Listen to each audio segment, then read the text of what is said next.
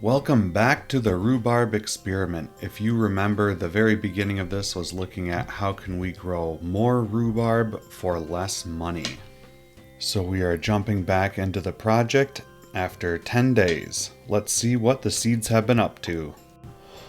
After reviewing Mark Shepard's book, Restoration Agriculture, I was reminded that there are many advantages to growing from seed besides just the reduction of cost.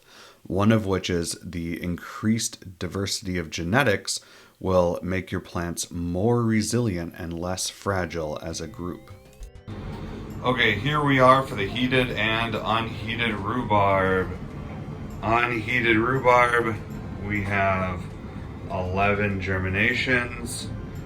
Heated rhubarb, we have 12. So pretty close.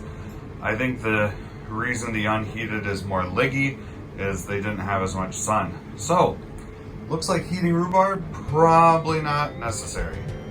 So that is good to know. The rhubarb we started a little bit ago is getting ready for transplant. They're looking absolutely amazing.